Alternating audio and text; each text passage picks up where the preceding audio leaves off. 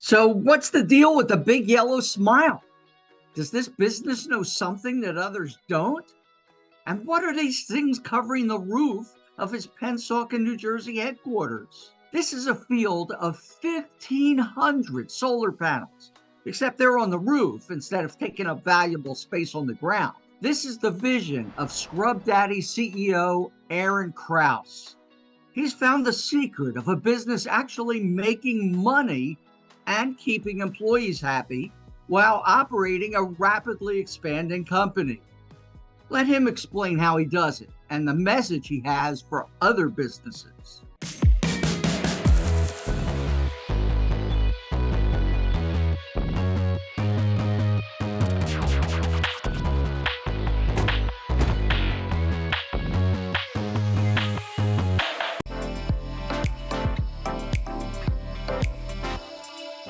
This is our reception, and it's a highlight of the company. It's a focal point. It's something that we want to emphasize, that we are green, that we are interested in helping the environment, and that we care about the environment. And that one way we can lead by example is by showing that these renewable energies, they're not just pie in the sky. They're real. You can put them into use right now, and it will actually save your company money, give your employees benefits, and help the environment. So you're optimistic that the technology and business leadership will help us limit the amount of carbon that goes up in the atmosphere? I'm extremely optimistic, but I'm also one of the people that doesn't believe it's going to be driven all by the private sector.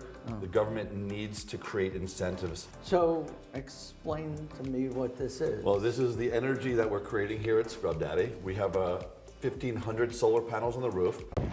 Guys, it is the 26th of August, 2021, and I thought it'd be fun to put a few solar panels on the roof.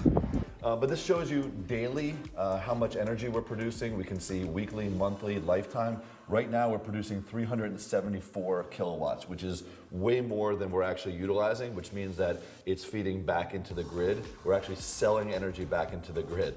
So we're powering all of Scrub Daddy's needs, and we're selling it back into the local market, and people are paying us for it. Lifetime production, we've actually made almost 2 gigawatts, which is a tremendous amount of power. We've pulled, just this month, 11,770 pounds of carbon out of the atmosphere.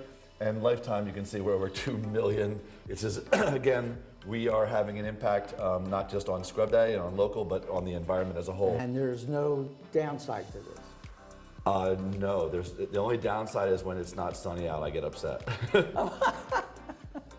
But yeah, there's really no downside. There's no maintenance on them. They kind of wash and clean themselves. I've actually had no issues with them whatsoever. They just run. So Glenn, if you see here in our factory, in our warehouse, if you look up, you'll notice we insulated the roof. Why? Because this is heated and it's air conditioned. So when it's 95 degrees outside, all the employees are nice and cool around 70, and it's all done for free. The solar panel powers the entire air conditioning and the heating system, so we leave it on all the time. No wasted energy. No wasted energy. And people are comfortable and they work better, so it's another win.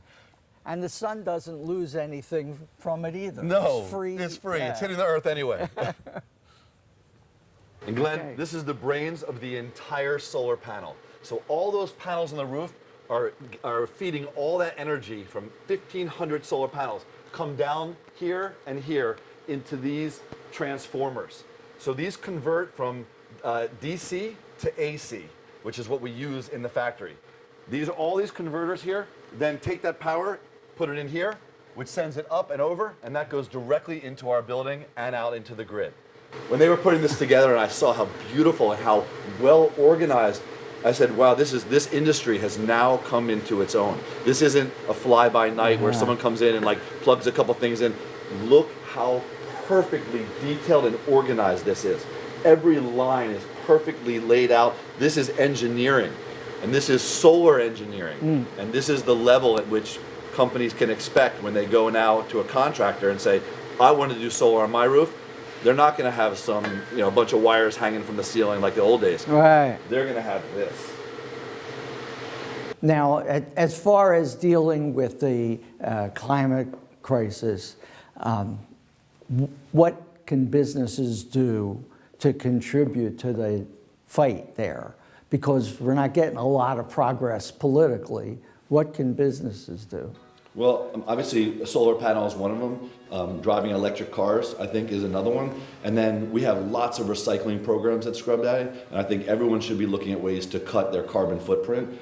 We do that all the time, thinking about different ways we can ship more efficiently, thinking about ways we can recycle our cardboard, thinking about ways we can recycle our foam. And it should always be a win-win. And that's what I try to do here at Scrub Daddy, is like, this makes it where we get to make money. So it's a win-win. So businesses should all look at that as, well, so we send our cardboard out and we get paid for it.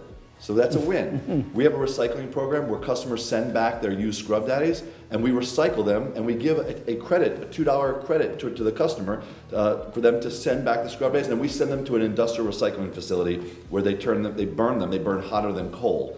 And then and they actually power cement kilns that make roads, they make the cement for the roads. So businesses need to look at it in ways that are creative, that are revenue generating, and also give your employee perks. Now you also have a factory overseas in Europe. What is the difference between the way Europe is handling the climate crisis versus the US? I have a factory in Hungary, and it's run off of solar and it's run off of well water. So we have almost the same footprint that we have here, the same model, but they don't have enough room to have enough solar panels to power the entire business. So they still have to pull some power. We have a generator over there, a diesel generator. But Europe is much, much more progressive in terms of the way they look at the impact that businesses are having on the environment and putting in regulations to make sure those businesses incentivize, but a lot of them are regulations, and here in the US people don't like regulations so much. Remember, the earth is always going to be here. It's just us. We're going to eliminate ourselves by doing this. You know, you see what just happened in the climate in California and these horrible floods. This is us doing it. All over the world. This is us doing it to ourselves. So the earth doesn't really care. People are like, oh, we're ruining the earth. The earth has been here for billions of years and it's going to be here for billions more. It's just, do you care about your kids and their future generations? Because we need clean environment. We need clean drinking water. You know, we can't just keep polluting. So it is happening, and we have people have to come in and go, actually, no, you can't do that. I'm sorry, it's not great for business. We'll change the economy into something else. Like there will be all these new jobs will come out of electric cars, about battery technology, windmills, solar. Like it's a whole new world, and people have to embrace it. Right. That's why I call it a revolution. People have to embrace it. Change is difficult. Change is difficult. But it can be profitable too. It can be profitable and it can be fun. Look at, we got a smiley face wall. It seems easy, and in a way it is. Take advantage of the free sunshine and government incentives to eliminate energy costs, help fight the climate crisis, and keep employees happy. As Aaron says, it's a win-win for now and for the future. Come on, business owners, join the renewable revolution. It'll pay off in so many ways.